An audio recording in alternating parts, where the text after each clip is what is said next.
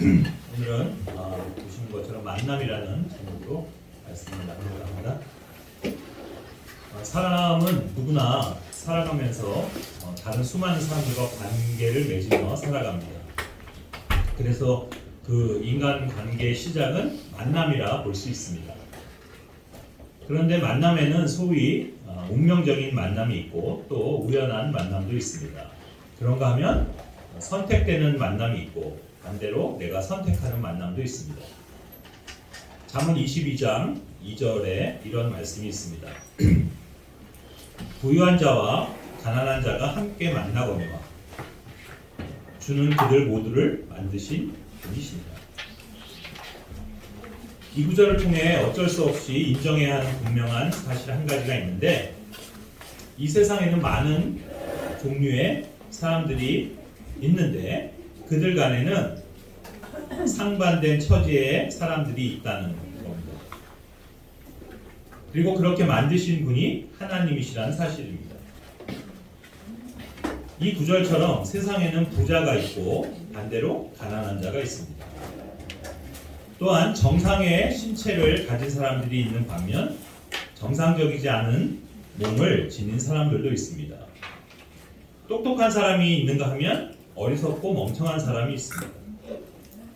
또 신분이 높고 귀한 사람이 있고 신분이 낮고 천한 사람도 있습니다.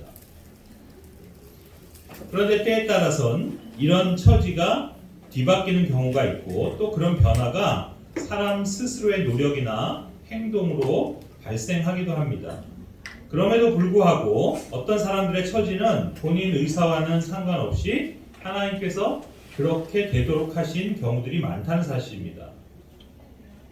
바로 이런 때 인간은 하나님의 공정하심과 공평하심에 의문을 표시하며 또 비난하기도 합니다. 즉 하나님께서 모든 인간을 공평하게 대우하지 않으시기에 불의하다고 여기는 겁니다. 그리고 그런 불공정함과 불평등을 인간 스스로가 바로잡겠다는 시도들을 합니다. 그럼에도 부정할 수 없는 사실은 실제 하나님께서는 인간들을 그런 식으로 만드신다는 겁니다. 왜 누구는 태어나면서부터 부유한 집에 건강하게 태어나 인생의 시작부터 평탄하고 형통한 삶을 살아가는 겁니까? 또 그와는 반대로 어떤 사람은 태어날 때부터 불구의 몸을 지니거나 가난한 집안에 태어나 불우하고 불행한 삶을 살아가도록 하십니까? 도대체 그 기준은 무엇이며 하나님께서 그렇게 하시는 이유가 무엇입니까? 혹 여러분은 아십니까? 솔직히 저는 알지 못합니다. 그리고 제 생각엔 아마 여러분도 알지 못할 겁니다. 그러나 그것이 선하시며 정의로우신 하나님께서 하시는 일입니다. 한마디로 말해 그건 창조주이시며 신이신 하나님 마음입니다.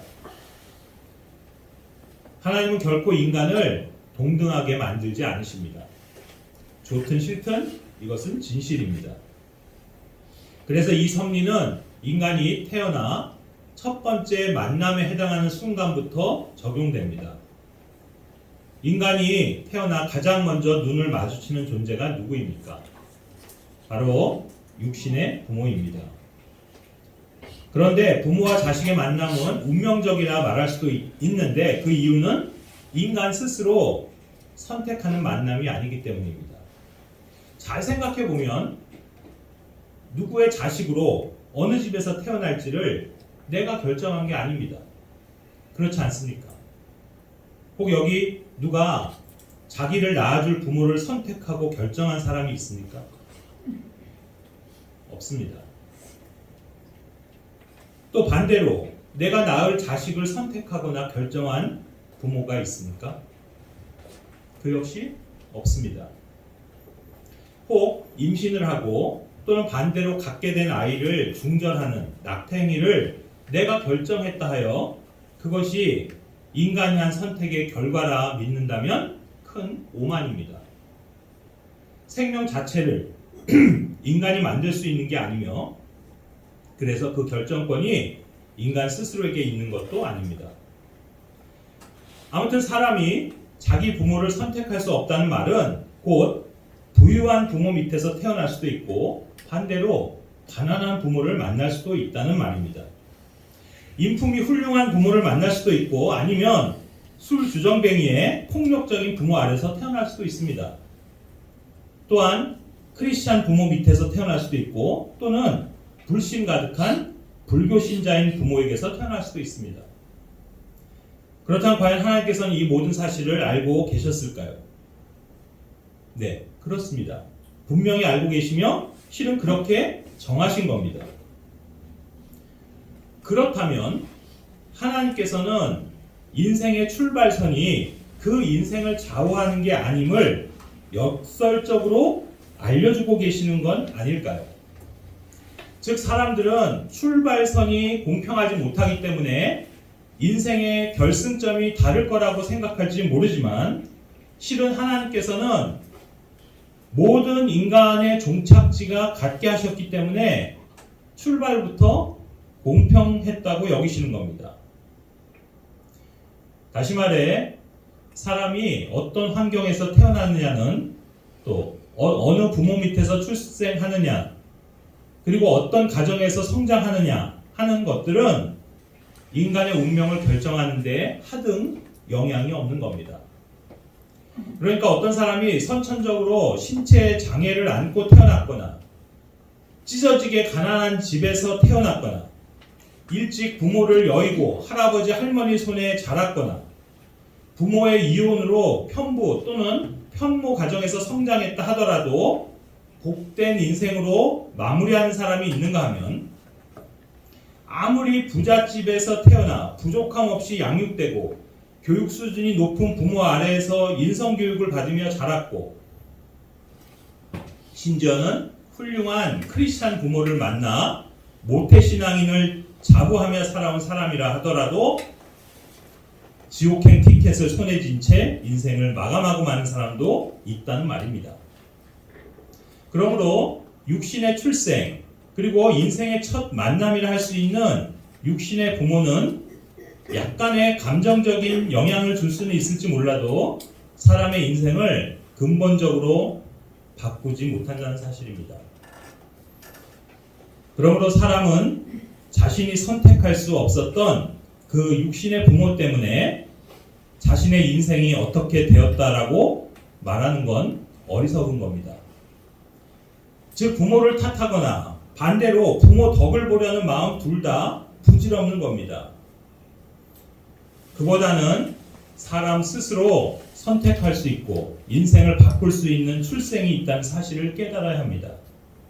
그분을 받아들이는 자들, 곧 그분의 이름을 믿는 자들에게는 다 하나님의 아들들이 되는 권능을 그분께서 주셨으니 이들은 혈통으로나 육신의 뜻으로나 사람의 뜻으로 나지 아니하고 오직 하나님에게서 태어난 자들이니라.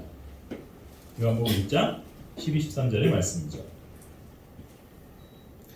지금 이 자리에도 믿는 부모를 만난 자녀들이 있습니다. 그리고 어쩌면 그 부모에 의해 억지로 이끌려 어쩔 수 없이 교회에 출석해 있는 사람들이 있을지도 모릅니다. 그런데 꼭 기억해야 하는 바는 비록 여러분의 부모가 여러분을 낳아줬고 또 지금까지 키워줬고 그리고 반강제로 이 자리에 앉혀놨다 하더라도 여러분의 부모는 여러분의 인생을 책임질 수 없고 책임질 일도 없다는 사실입니다. 그 이유는 여러분의 부모도 실은 여러분을 선택해서 출산한 게 아니기 때문입니다. 사람 스스로 선택하거나 스스로 결정한 게 아닌 것을 어떻게 자기 마음대로 좌지우지하거나 책임질 수 있겠습니까? 내 부모가 믿는 그리스도인이고 신앙심이 좋은 분들이라는 그 사실이 자식인 나의 운명을 긍정적으로 바꾸거나 행복한 인생을 담보하지 못합니다. 그래서 모태신앙이라는 말은 가장 사악한 말들 중 하나입니다. 왜냐하면 그 말을 맹신해 스스로를 그리스도인이라 착각하며 살다가 지옥에 들어갈 수 있기 때문입니다. 부모가 신음식을 먹었다 해서 자식의 이가 실릴 수 없다고 성경은 비유적으로 말씀하고 있습니다. 에레미야 31장 29절 30절입니다. 무슨 말입니까? 부모는 부모고 자식은 자식입니다. 아버지가 지옥 가는 건 아버지 죄 때문이고 자녀가 지옥 가는 건 그 자신의 죄 때문입니다. 그래서 부모가 믿어 구원받았다 해도 자녀는 또 따로 믿어 구원받아야 하는 겁니다. 부모든 자식이든 그 누구라도 믿고 구원받는 건 개인적인 사안입니다. 이 세상에서 어디 여행 가는 거엔 가족 여행이 있고 패키지 여행도 있지만 천국 가고 지옥 가는 데는 패키지가 없습니다. 그런가 하면 여러분의 부모가 여러분이 기대하는 것만큼 훌륭하지 못하다 해서, 즉 여러분이 부모에 대해 불평하고 원망하고 탓할 만큼의 충분한 근거가 실제 부모에게 있다 하더라도 그것이 여러분 인생의 잘못된 열매에 대한 핑계나 변명거리가 되지 못한다는 것입니다. 그러므로 지금의 내 모습, 내 상태는 다 우리 부모 때문이다, 이렇게 말하지 말라는 겁니다. 모든 사람은 하나님 앞에서 오직 각자가 자기 자신에 대해서만 직접 설명하고 해명해야 한다는 것이 로마서 14장 12절의 말씀입니다. 그래서 부모된 자들도 자기 자녀들에 대해 마찬가지인데 마치 자녀들 인생을 대신 살고 대신 책임질 것처럼 생각하며 살지 않기를 바랍니다. 그들이 여러분의 자녀로 태어난 건 여러분의 선택이 아닙니다. 이 말은 그들이 여러분의 소유가 아니라는 뜻이기도 합니다. 자녀도 그저 하나님께서 여러분에게 임시로 맡기시고 일시적으로 위임하신 사람들일 뿐입니다. 그래서 그들에 대한 소유권과 결정권은 하나님께 있는 겁니다. 단지 고린도전서 4장 2절의 말씀처럼 위임받은 청지기의 책임은 오직 그 맡은 바에 최선을 다해 신실하기만 하면 되는 겁니다. 하나님께서 주신 자식을 신체적으로, 지적으로, 그리고 영적으로 잘 양육하면 됩니다. 할 수 있는 것 최선을 다해 먹이고 입히고 보살피면 됩니다. 성장 과정에 맞춰 각 시기마다 필요한 교육과 훈계를 통해 바른 성품을 가질 수 있도록 해주며 장차 성인이 되어 자기 인생을 독립적으로 올바르게 살아갈 수 있도록 하는 데 필요한 요소들을 제공해야 합니다. 그리고 무엇보다 자녀가 자아를 인식할 수 있게 되고 스스로 뭔가를 선택 결정할 수 있는 나이가 되었을 때는 명확하게 복음을 전해주어 그가 예수님을 자신의 주로 받아들여 그리스도인으로 살아갈 수 있도록 해줘야 합니다. 더 나아가 죄와 세상으로부터 성결된 삶을 살 수 있도록 믿는 친구들과 성도들을 사귈 수 있는 교회로도 인도해야 합니다. 바로 이런 것들이 부모가 자녀를 맡은 청지기로서 신실해야 하는 영역들입니다. 그러므로 만약 이런 면에서 최선을 다했다면 된 겁니다. 그걸로 충분하고 부모로서 여러분의 역할을 다한 것입니다. 이제 그 결과까지 여러분의 몫이며 책임인 것처럼 여기지는 마십시오. 그건 책임감이 아니라 분수를 넘는 마음이고 월권입니다. 하나님은 부모들에게 자녀를 끝까지 책임지라고 하지 않으십니다. 그냥 부모가 해야 하는 교육과 훈계와 양육만 잘하면 됩니다. 사실 어떤 최악의 경우들은 그리스도인 부모가 자기 자녀를 구원하지 못하는 일도 발생합니다. 물론 대개 그런 경우는 부모가 그리스도인으로서의 책무를 저버렸기에 오는 결과의 확률이 높긴 하지만 정말 최선을 다해 복음으로 이끌었는데도 받아들이지 않는 자녀가 생길 수도 있는 겁니다. 이건 비단 자녀만의 문제가 아니라 남편이나 아내 그리고 부모와 형제 등 가족 구원에 있어서 다 마찬가지입니다. 우리 모든 그리스도인들의 공통된 가장 큰 기도 제목은 가족 구원이며 가장 애타게 구원하려고 힘쓰는 대상이 육신의 가족이긴 하지만 그 역시도 끝까지 안 되는 사람들이 있는 겁니다. 간혹 자기 가족 중에 구원받지 못하고 죽은 사람이 있다고 자책하고 죄책감까지 갖는 그리스도인들을 보게 되는데 이 역시 오버하는 겁니다. 사람을 구원하는 건 우리 사람들이 아닙니다. 사람을 구원하는 능력은 복음에 있는 것이고 구원하는 분은 주님이시지 우리가 구원하는 게 아닙니다. 우리는 그저 그 구원하는 능력이 되시는 복음을 전하기만 하면 되는 겁니다. 그것을 받아들이고 받아들이지 않고는 우리의 몫이 아니며 우리의 책임도 아닙니다. 만약 주님께서 우리에게 책임을 물으신다면 아마도 그것은 기회가 주어졌을 때 왜 복음을 전하지 않았느냐 하는 것은 될 수 있을지 몰라도 왜 그 사람을 구원하지 못했냐라고 하시는 게 아닙니다. 그러므로 여러분의 가족 중에 아직 구원받지 못한 사람이 있다면 그를 위해 계속 기도하며 복음을 전할 기회를 찾고 또 복음을 전하십시오. 최선을 다해 전하십시오. 포기하지 말고 전하십시오.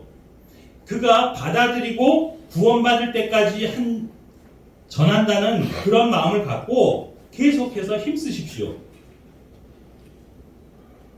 그런데 그렇게 했는데도 어떤 사람이 끝끝내 믿지 않고 죽었다면 이제 더 이상은 어쩔 수 없는 일입니다. 이제 더 이상 그 사람에 대해서는 어떤 감정을 가질 필요도 없으며 후회나 연민을 가질 필요도 없습니다. 이 부분에 대해 담대한 마음을 가지시기 바랍니다. 이제 그들은 우리의 손을 떠났으며 하나님께서도 더 이상 그들을 우리와 연관짓지 않으십니다. 아무튼 한 인간이 이 세상에 나와 첫 번째로 마주하게 되는 만남의 사건은 육신의 아버지와 어머니 그리고 형제 자매 또는 조부 조모와 같은 육적 가족들입니다. 앞서 언급한 대로 육신의 가족은 내 인생에 부분적인 영향을 주는 것은 사실이지만 영생의 문제와 관련해서는 아무런 관련성이 없습니다. 특별히 자식에 대한 부모의 영향력, 또 반대로 부모에 대한 자녀의 의존 관계는 기본적으로 그 자녀가 독립을 하거나 결혼하는 시점 정도까지라 봐야 하기에 요즘 추세로 말하자면 대략 한 30년가량 전후 할 겁니다.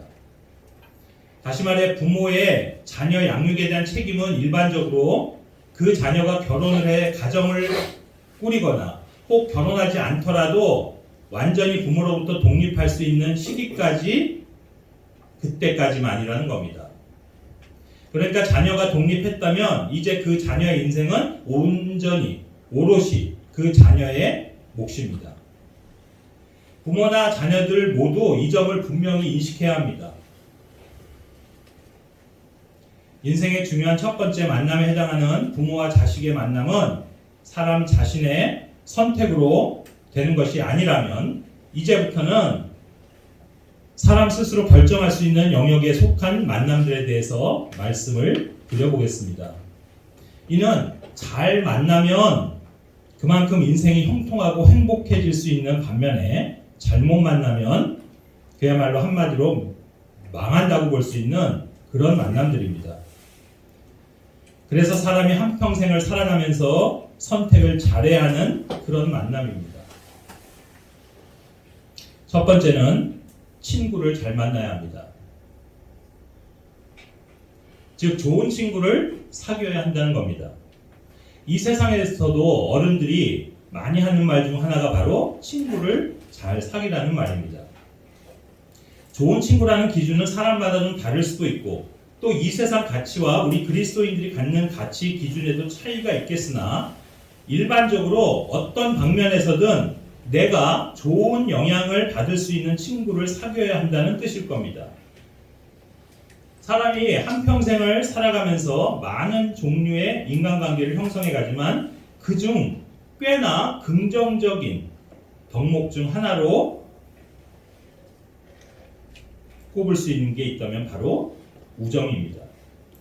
이 friendship, 우정이라는 각별한 감정으로 표현되는 친구 관계는 성경도 인정하고 또 지지해주는 관계입니다. 잠언 17장 17절입니다. 친구는 언제나 사랑하며 형제는 어려운 때를 위하여 태어났느니라. 친구란 존재가 언제나 사랑하는 사람이라는 말은 친구가 어려울 때에도 그 친구를 저버리지 않는다는 뜻입니다. 물론 일반적인 걸 말하는 겁니다. 어쨌거나 흔히 사람들은 뭔가 공경에 처했을 때, 즉 어려움에 빠졌을 때 친구에게 도움을 청합니다.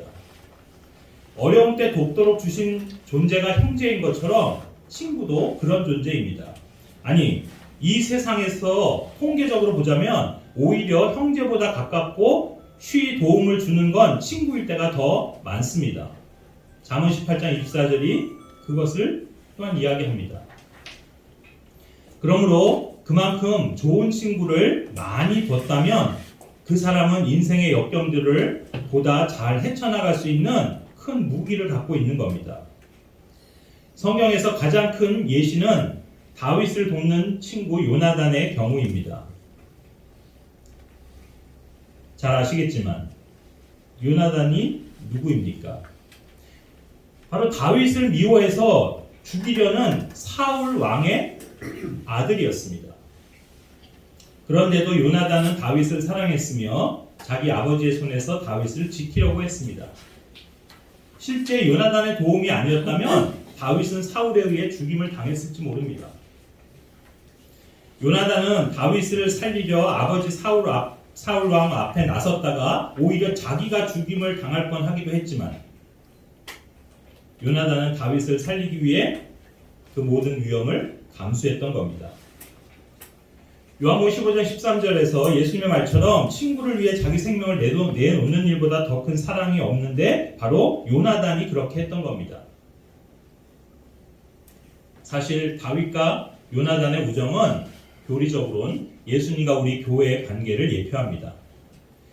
예수님은 우리를 친구라 부르시며 또 친구의 그런 관계도 마다하지 않으십니다. 요한복음 15장 14, 15절에선 그분께서 우리를 친구라 하십니다. 그래서 우리도 솔로몬의 노래 5장 16절에 있듯이 이분은 나의 사랑하시는 이시오 이분이 나의 친구시로다 라고 그렇게 고백할 수 있게 된 겁니다. 이처럼 좋은 친구란 인생에 있어 큰 축복입니다. 그러나 실제 인생 안에서 항상 좋은 친구만을 만나는 건 아닙니다. 즉 반대의 경우도 허다합니다. 즉 나쁜 친구를 사귀게 될 위험성이 항상 있다는 겁니다. 이 잘못된 만남은 잘못된 인생을 만듭니다. 이것만큼 큰 해악도 없습니다. 속지 말라. 악한 사귐은 선한 습성을 부패시키느니라. 고린도서 15장 33절의 말씀이죠. 현실적으로 이것은 자녀를 둔 우리 크리스찬 가정에서 가장 중요한 요소이기도 합니다. 특히 성장기에 있는 크리스찬 가정의 자녀들이 친구를 사귀어가는 일은 그들 삶의 상당 부분을 좌우합니다. 대부분 사람들이 마찬가지인데 어린 시절 또는 학창 시절에 사귄 친구들이 거의 평생을 가는 걸 보게 됩니다. 그 이유는 인격이 형성되어 가는 성장기 속에서는 친구가 가장 큰 영향을 끼치기 때문입니다. 그 시기에는 부모나 가족, 또 학교 선생님과 같은 어른들보다도 또래 친구들의 영향력이 거의 절대적입니다. 그 누구 말보다 친구들의 말을 더 신뢰합니다. 문제는 그런 친구들의 말이나 조언이 옳다면야 다행이겠지만 반대로 그릇되었을 때 그 여파는 매우 심각합니다. 그런데 단순히 그 친구들의 말이 옳다 그르다 자체보다는 친구의 말이라면 거의 맹목적으로 수용하는 그 일반적인 태도가 문제가 됩니다. 신명기 13장 6절에 보면 사람을 꼬여내서 잘못된 대로 끌고 가는 사람들에 대해서 이야기하고 있는데 그 중에 친구를 이야기할 때 여기 어떻게 표현하고 있냐면 내 자신의 혼같이 여기는 친구다. Your friend, which is as thine own soul. 보통 친구들을 그렇게 생각하죠. 이 표현에서도 보듯이 이처럼 많은 사람들은 친구라는 존재와 물화일체의 경향을 보입니다. 그런데 생각을 해보십시오. 그 성장기에 있는 그 자녀들이 인격이 완성되지 않은 나이인데 그렇다면 그 친구라고 다르겠습니까? 그 친구들 역시 미완의 불안정한 시기를 지금 같이 통과하고 있는 친구들이 아니겠습니까? 이렇듯 나나 내 친구들이나 미숙하고 불완전한 판단력을 지녔기는 매 한 가지인데 그런데도 서로를 가장 믿고 의지한다는 사실입니다. 그래서 이 시기에 잘못된 친구를 사귀어서 잘못되는 경우들이 그렇게 많은 것입니다. 그렇기 때문에 특히 이 시기에 부모의 권위와 가정의 보호와 그리고 무엇보다 신앙이 길라잡이가 되지 못하면 자녀 인생의 행로가 틀어지게 됩니다. 잘못된 친구의 잘못된 상담은 치명적인 오류의 결과를 가져오는 예는 성경에도 참 많이 등장합니다. 암논에게 잘못된 상담을 해준 요나단, 르호보암에게 잘못된 조언을 해줬던 그와 함께 자란 친구들, 하만에게 코치를 해준 친구들, 그리고 고난당한 욥을 위로하기보단 말들로 더 큰 상처를 줬던 세 친구들. 그러므로 오늘 여기 특히 젊은 청년 되시는 형제 자매들에게 권면하고 싶은 바는 좋은 친구를 교회 안에서 사귀는 것이 현명하다는 겁니다. 이 세상에서 사귀는 친구들은 여러분에게 결코 좋은 영향을 주지 못합니다. 오히려 여러분이 거룩한 삶을 사는 데에 많은 해악을 끼칩니다. 반면에 청년의 정욕을 피하고 순수한 마음으로 주를 따르는 사람들을 친구로 사귀고 그들과 함께 한다면 여러분은 의와 믿음과 사랑과 화평을 따를 수 있게 될 겁니다. 그러면 혹 여러분 가운데는 이렇게 말씀하실 분이 있을지도 모르겠습니다. 교회 안에 친구로 사귈 만한 내 또래 사람들이 별로 없어요. 이렇게 아쉬움을 표할지도 모르겠습니다. 하지만 이 부분에 대해서도 제가 말씀드리고 싶은 거는 지금 함께 모이는 모임 안에 친구가 없다면 밖에서도 친구를 찾을 수는 있는데 중요한 건 그리스도인 친구를 선택하라는 뜻입니다. 그리고 또 한 가지 사실은 친구라는 개념을 이 세상 학교에서 형성된 의식으로 반드시 동갑내기만 친구가 될 수 있다는 생각을 버리시기 바랍니다. 나이 차이가 많이 나더라도 서로 위하고 존중하는 가운데 마음에서 우러나오는 말을 해주며 그렇게 대화를 하면 친구가 됩니다. 잠언은 사람 마음을 기쁘게 해줄 달콤한 것 세 가지가 있다고 했는데 향유와 향수와 그리고 마음에서 우러난 친구의 조언이라고 하십니다. 앞서도 말했듯이 진정한 친구는 나에게 조언을 해줄 수 있고 나에게 선한 영향력을 주며 내가 어려운 가운데 있을 때 나를 기꺼이 도와주는 사람이 바로 친구입니다. 두 번째로 인생에서 잘 만나야 하는 사람은 배우자입니다. 남편은 아내를 잘 만나야 하고 아내는 남편을 잘 만나야 합니다. 왜 순간의 선택이 평생을 좌우한다라는 말이 있는데 결혼이야말로 인생의 후반부, 즉 반평생을 좌우한다 할 수 있습니다. 결혼 배우자를 잘못 만나면 패가 망신하는 건 그리스도인이나 불신자나 다 다르지 않습니다. 그 이유는 결혼 생활이라는 건 오직 현 세상 안에서만 성립되는 제도이기 때문입니다.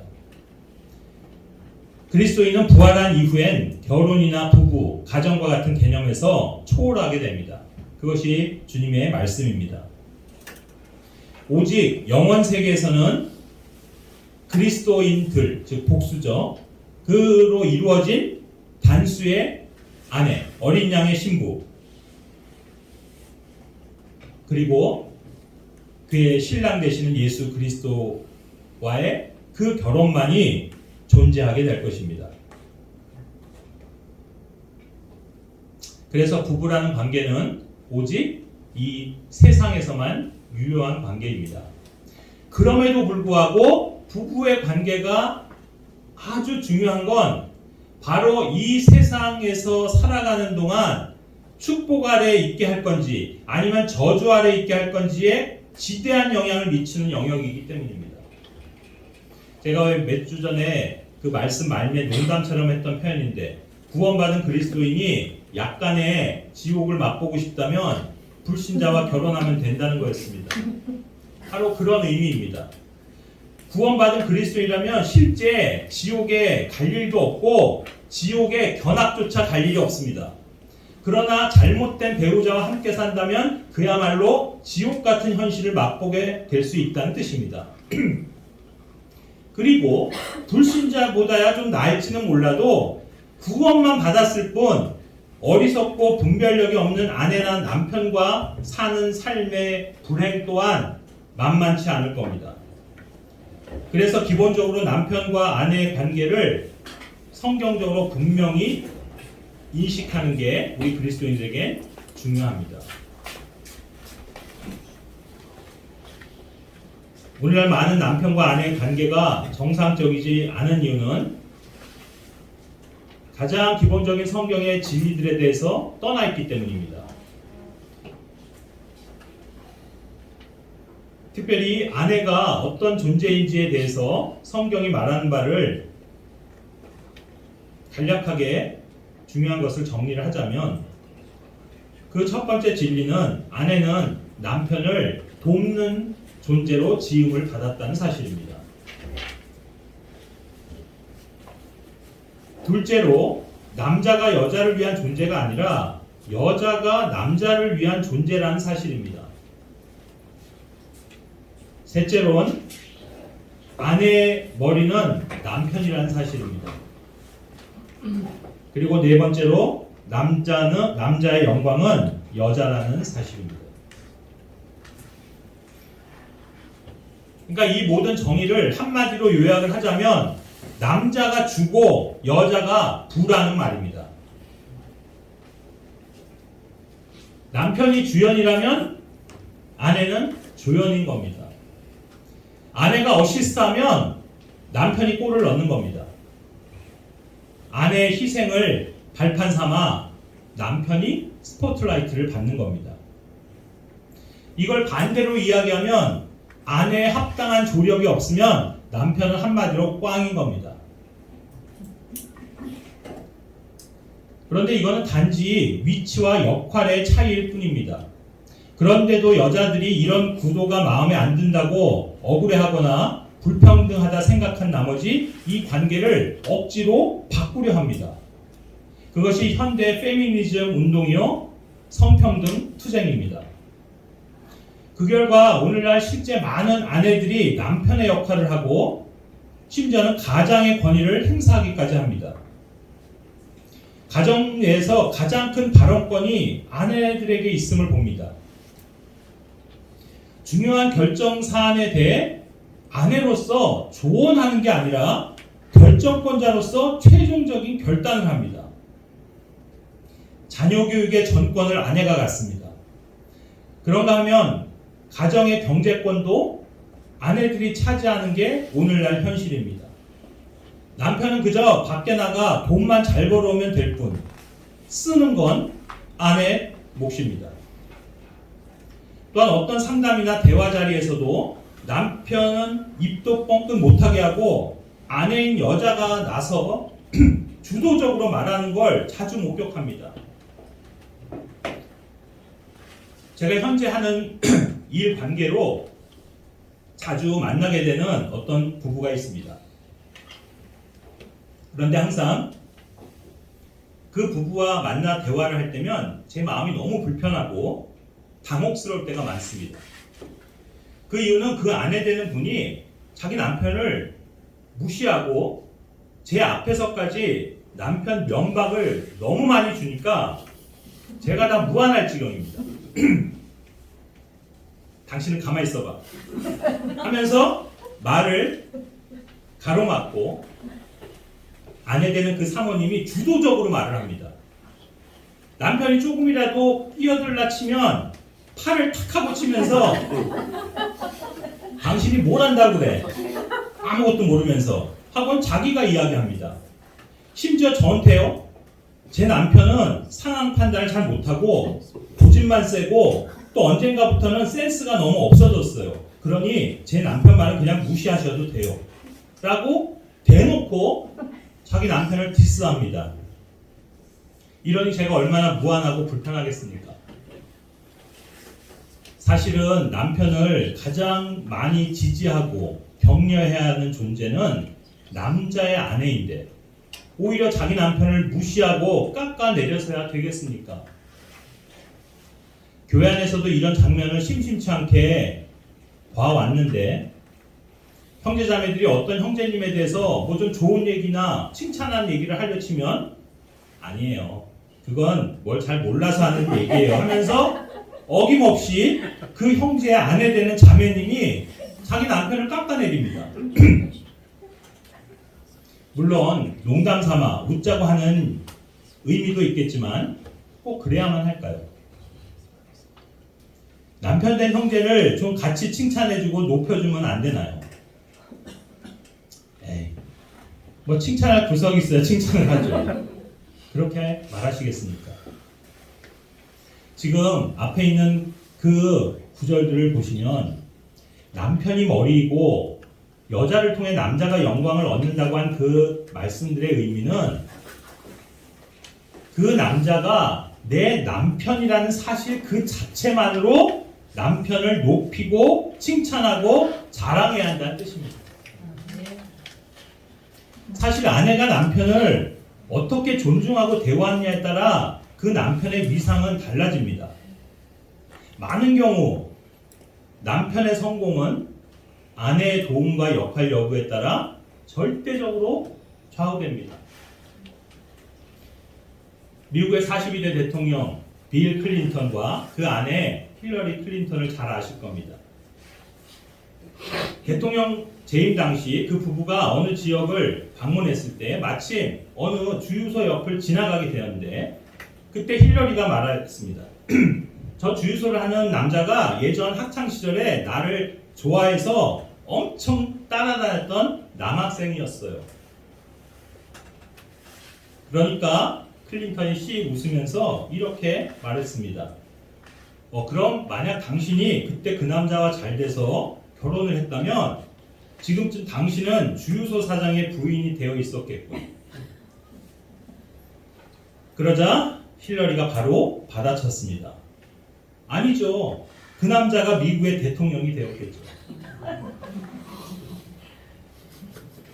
물론 이 가정을 전제로 한 우스개 얘기니까 결과는 알 수 없는 일이지만 어떤 아내를 만났느냐에 따라서 남자 인생이 달라진다는 점만큼은 분명합니다.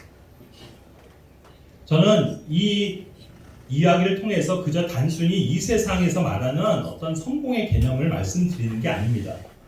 크리스찬 남자에게 있어서도 영적인 형통과 성공은 어떤 아내를 만났느냐에 따라 좌우된다는 사실입니다. 성경에서 남편을 잘 도운 여인으로는 아브라함의 아내 사라를 대표적으로 들 수 있습니다. 사라는 자기 남편 아브라함을 남의 편이라 부르지 않고 자기의 주라 불렀습니다. 사라가 아브라함을 주라 부르며 그에게 순종한 것 같이 너희가 잘 행하고 어떤 놀라운 일에도 두려워하지 아니하면 그녀의 딸들이 되느니라. 베드로전서 3장 6절. 그리고 그 구절 다음 구절에선 남편들에게 아내를 존중할 걸 얘기하면서 아내를 더 약한 그릇이다, the weaker vessel 이라는 표현을 쓰고 있는 걸 볼 수 있습니다. 이 말씀을 묵상하다 이런 생각이 들었습니다.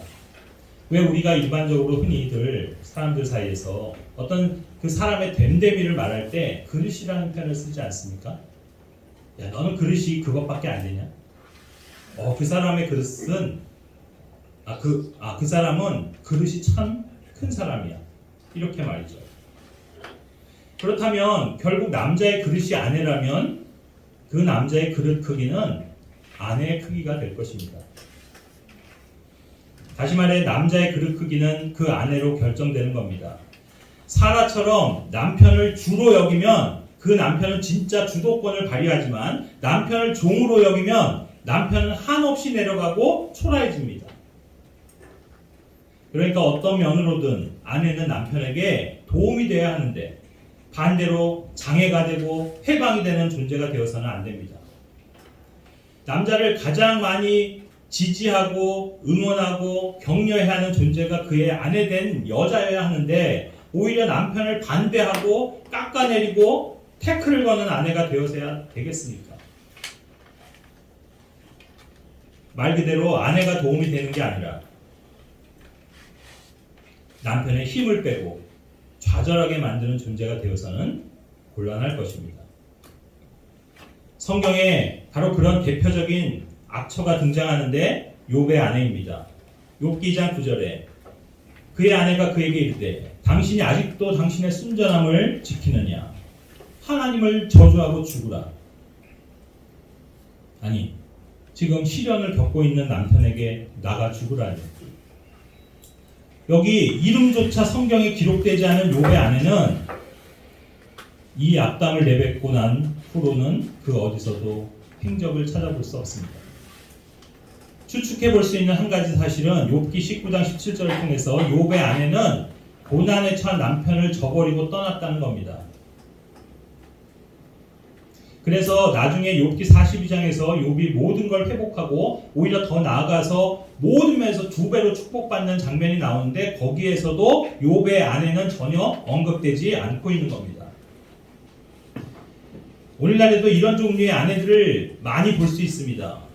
결혼해서 큰 문제가 없고 평탄할 때는 부부로서 유지하지만 남편이 병들거나 직장을 잃거나 사업이 부도나 경제적으로 파탄이 나면 많은 아내들이 매몰차게 이혼합니다. 아니 남편이 건강하고 돈 잘 벌고 잘 나갈 때만 남편으로 대접하고 그렇지 못하면 같이 안 살겠다고 이혼해버리는 여자가 과연 아내가 맞습니까?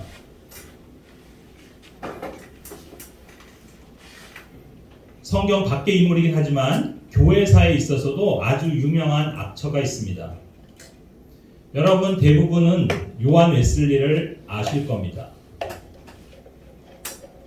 그런데 혹시 그의 아내였던 몰리라는 여자에 대해서 들어보셨습니까?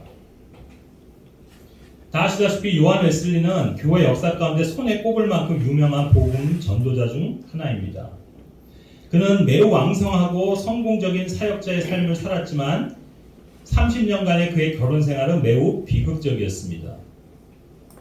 그 이유는 바로 그가 결혼한 이 몰리라는 여인 때문이었습니다. 그 아내 몰리는 성격이 포악하고 의심과 시기심이 가득한 여자였습니다. 어느 정도였냐면 언제나 남편을 감시하고 때로는 그 요한 웨슬리의 주머니를 뒤져서 개인적인 편지를 훔쳐보고는 조그만 꼬투리라도 있으면 폭언과 폭행을 마다하지 않고 웨슬리를 괴롭혔습니다.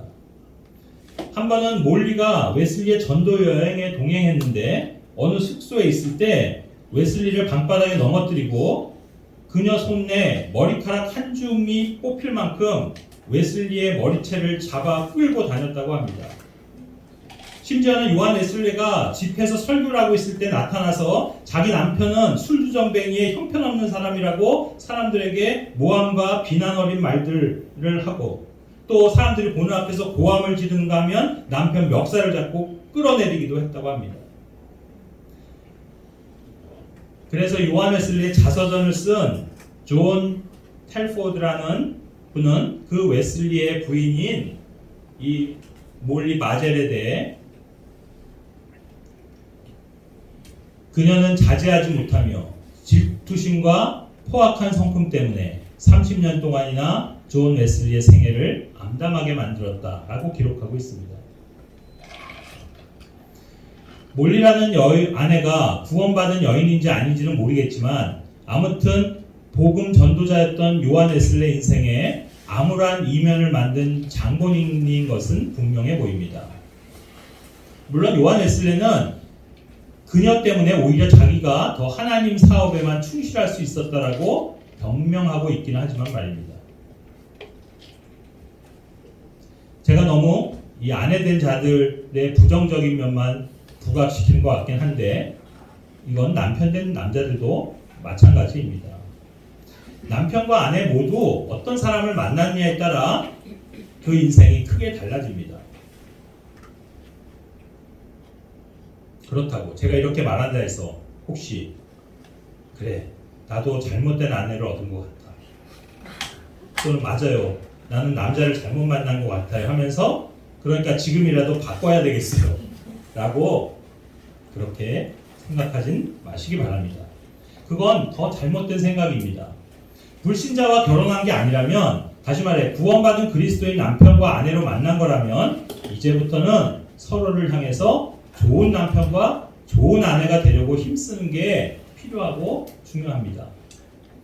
사람이 구원받았다 해서 한순간 완전한 사람이 되는 게 아니듯이 구원받은 그리스도인이 결혼하는 순간에 완전한 남편과 아내가 되는 것이 아닙니다.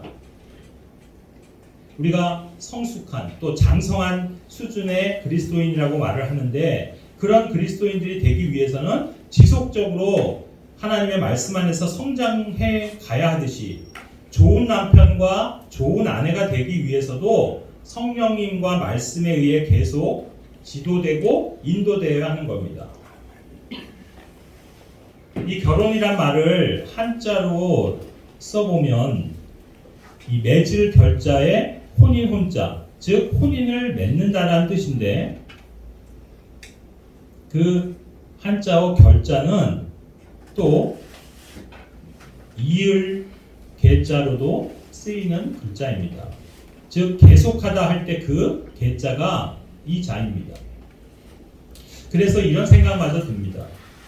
결혼을 잘해야 한다는 말은 사람을 잘 만나 혼인을 해 부부로 묶이는 그 일회성의 사건만을 말하는 게 아니라 혼인 상태, 즉 부부관계를 계속 잘 유지해야 한다는 의미로 말입니다. 사실 이상형의 남편이다, 또 이상형의 아내다, 완벽한 짝이다, 완전한 배우자다, 이런 건 없습니다. 아니 남편이든 아내든 그 사람 자체가 완전하지 못한데 어떻게 완벽한 부부가 되겠습니까? 중요한 것은 남편과 아내가 모두 구원받은 그리스도인이고 둘 다 주님의 말씀을 사랑하며 남편은 남편으로서 아내에게 해야 하는 것들, 그리고 아내는 아내로서 남편에게 해야 하는 것들에 대한 그 주님의 명령들의 성경 말씀들을 기꺼이 순종하고자 하는 사람들이기만 하면 된다는 겁니다. 그러면 결혼을 잘한 거고 또 결혼 생활을 잘하고 있는 겁니다. 이제 마지막으로 인생 안에서 잘 만나야 하는 건 바로 교회입니다. 여기서 교회란 우리가 흔히 지역교회라 표현하는 그 가시적인 교회를 말하는 거고 한 그리스도인이 매주 함께 교제하는 교회를 의미합니다. 그런데 사실 교회를 만나는 데는 양면성이 있습니다. 하나님의 섭리가 작용하는 부분이 있고 또 동시에 사람의 선택에 속한 영역도 있습니다. 안타깝게도 그리스도의 몸이 시작된 이래로 일종의 가라지에 해당하는 가짜 교회들이 생겨나기 시작해 이 마지막 때라고 할 수 있는 오늘날에 이르러서는 잘못된 교회들이 너무도 많은 게 현실입니다. 예수님께서 말씀하셨다시피 그런 가라지들은 최종 추수해서 한꺼번에 다 모아서 불태울 때까지는 그냥 놔두게 하셨습니다. 그래서 지금은 곡식과 가라지, 즉 참교회와 거짓, 가짜 교회들이 뒤섞여 있기 때문에 개인의 분별력 있는 선택이 정말 중요하고 또 요구되는 시대입니다. 구원받은 그리스도인이 어떤 삶을 살아나가고 또 훗날 어떤 보상을 받게 될지는 바로 어떤 교회를 만나느냐, 즉 그가 어떤 지역교회를 선택하느냐에 달려있다 해도 과언이 아닙니다. 그렇다면 어떤 교회를 선택해야 할 것인가? 이 점에 대해 이야기를 하자면 이건 또 몇 시간에 걸쳐 따로 떼서 이야기를 해야 할 만큼 중차대한 그런 주제가 될 것입니다. 그래서 오늘 이 시간에는 그냥 딱 한 가지만 강조하고 마칠까 합니다. 교회 선택에 있어 가장 중요한 것은 그 교회가 진리를 말하고 진리를 가르치는 교회인가 하는 점입니다. 교회가 진리 위에 세워져야 한다는 것은 두말하면 잔소리입니다. 하나님의 교회는 진리의 기둥과 터라와 불립니다. 즉 진리를 모르고 진리를 믿지 않고 진리를 말하지 않는다면 그 외에 행하는 모든 일들은 아무 소용도 없고 의미도 없습니다. 그건 마치 모래 위에 지어진 집처럼 무너지고 또 나무나 건초나 지푸라기로 세워진 것처럼 다 불타버릴 집이기 때문입니다. 물론 진리를 알고 가르치는 교회 안에 있는 그리스도인이라 해서 그들이 다 실제 진리대로 따르고 산다 볼 수는 없을 겁니다. 그렇지만 진리대로 사는 건 둘째 문제고 먼저는 진리를 가르치고 진리를 알아야 하는 것입니다. 그것이 우선입니다. 보십시오. 진리를 알고 진리를 말하는 교회 안에 있는 사람이라면 이제 그가 그 진리에 순종해서 살든지 살지 않든지 둘 중 하나일 겁니다. 다시 말하자면 그 교회 안에서 받은 가르침대로 진리로 살아갈 확률은 이거나 아니거나, 즉 50%입니다.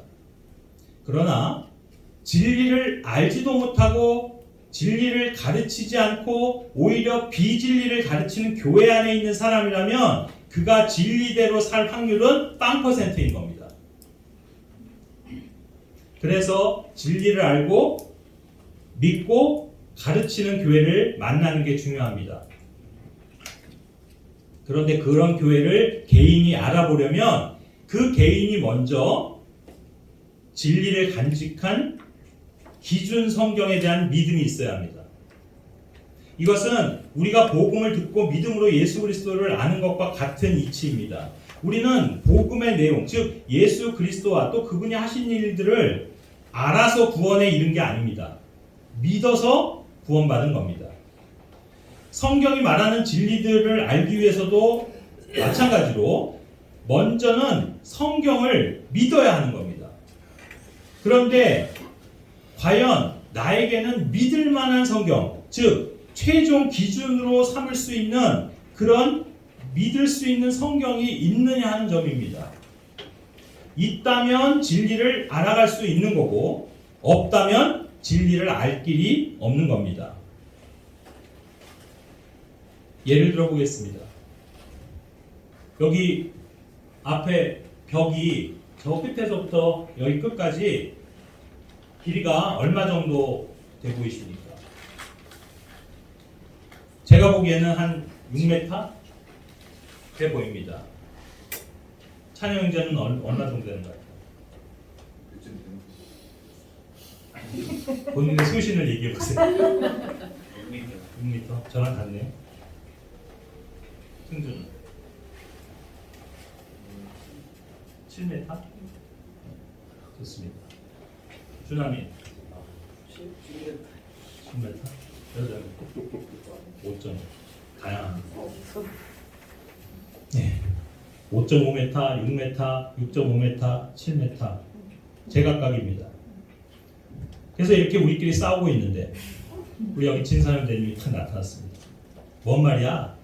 내가 이 공간을 계약한 사람인데 내가 잘 알지. 5m 70이야. 그러면 이제 우리 나머지는 다 꼬랑지를 내릴 겁니다. 5m 70이래. 그때부터 우리는 5m 70이라고 생각하고 또 그렇게 믿었습니다. 그런데 얼마 후에 누군가가 나타났는데 그분은 이 장소를, 여기 이 벽을 인테리어 공사를 한 인테리어 업자입니다. 그는 전문가죠. 그는 말합니다. 정확히 말해서 이 길이는 5m 85입니다. 그러면 이제 진선영 대님도 틀리게 된 겁니다. 그럼 이제 우리끼리 숙달이겠죠. 5m 85래. 저분은 인테리어 사장님이잖아. 전문가 아니야. 그래서 우리의 논쟁은 그것으로 일단락되는 것으로 보였습니다. 그래서 우리는 이 벽의 길이를 5m 85로 알고 살았습니다. 그렇게 한 1년이 지났습니다. 그런데 어느 날 누군가가 손에 줄자를 가지고 와서 벽의 길이를 재보니까 5m 85도 아니고 5m 50도 아니고 5m 65라고 해보죠. 65가 나왔습니다. 어떻게 된 겁니까? 결국 모두가 틀린 겁니다. 그리고 우리는 그동안 다 속아온 겁니다. 문제는 무엇입니까? 기준이 되는 자만 있었다면 간단히 해결될 일을 그 줄자가 없어서 그만 담론을박하고 잘못 믿고 또 누구한테 속고 잘못된 사실인지를 알고 오랜 시간을 그렇게 끌려온 건 아니겠습니까? 오늘날 교회들이 마치 이런 모습입니다. 줄자도 없이 서로 이게 맞니 저게 맞니 하는 겁니다.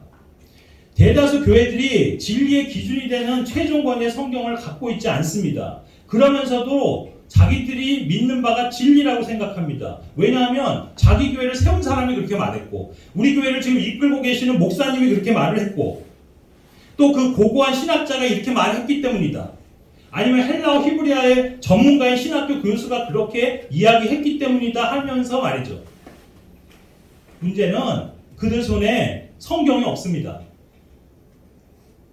그리고 심지어는 뭐라고까지 얘기한지 아십니까? 이 세상에 그 어떤 성경도 정확하지 않다는 겁니다.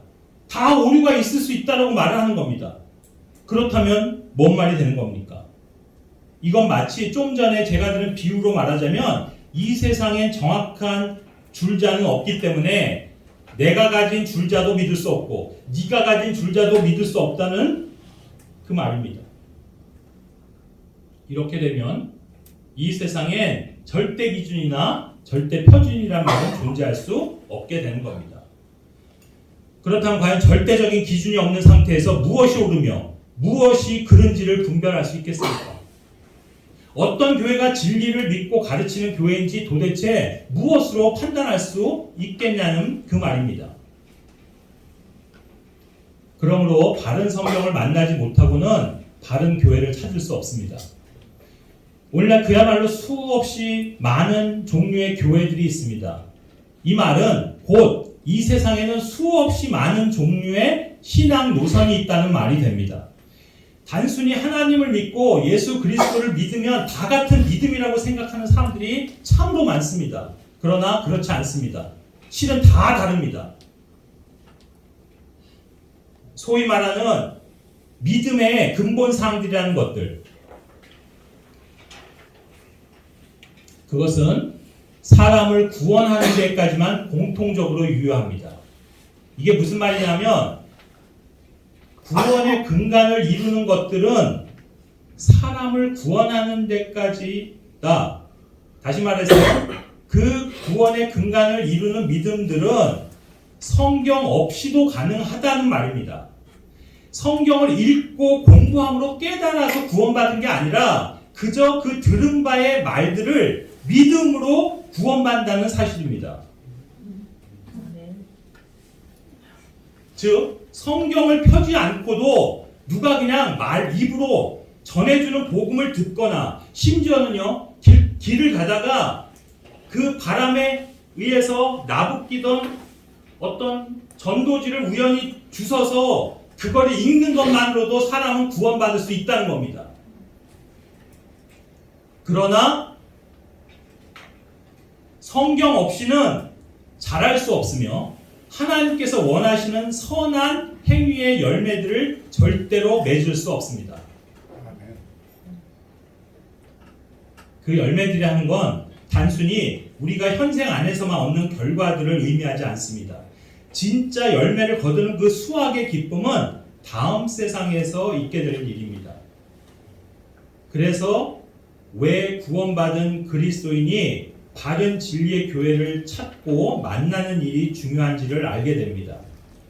앞서 언급한 만남들, 육신의 부모와 가족, 친구들, 그리고 결혼 배우자, 이런 만남들은 오직 이 인생 안에서만 영향을 미치는 요소들이지만, 그러니까 쉽게 말해서 길어봤자 100년 이하의 시간 동안만 내 인생에 영향을 주는 그런 만남들이라고 한다면, 여기 어떤 교회를 만나느냐 하는 이 부분은 앞으로 향후 우리의 1000년 동안의 삶을 좌우할 겁니다. 누구나 구원받으면 똑같이 영생을 누리지만 누구나 구원받았다 해서 똑같이 천년왕국을 누리는 건 아닙니다. 바로 그 차이를 만들 수 있는 것이 교회며, 그래서 반드시 진리의 교회를 만나야만 합니다. 이것이 제가 오늘 드리고 싶은 그 결론입니다. 정리하자면, 내 부모는 내 인생에 과연 몇 퍼센트의 영향을 줄 수 있고, 그 유효기간은, 나에게 영향을 주는 기간은 얼마일까요? 저는 물론 제 아버지께 많은 영향을 받았겠죠. 그러나 지금은 더 이상 우리 아버님이 저에게 어떤 영향도 미칠 수 없습니다. 왜냐하면 그분은 이 세상에 계시지 않기 때문이죠. 그래서 부모와 자식 간의 관계라는 것은 보시는 것이피 길어봐야 몇십 년입니다. 친구는 어떻습니까? 물론 친구도 평생을 같이 가기 때문에 끝까지 어떤 도움을, 영향을 서로 주고받을지 모릅니다. 그러나 아까도 했지만 대부분 친구에게 절대적 영향을 받는 시기는 어릴 때, 소년, 청소년기, 청년, 또 뭐 장년 들어서 좀 그때까지 뭐 한 3, 40년 될 겁니다. 배우자는 어떠합니까? 배우자는 그를 만나기 전까지는 영향을 줄 수 없죠.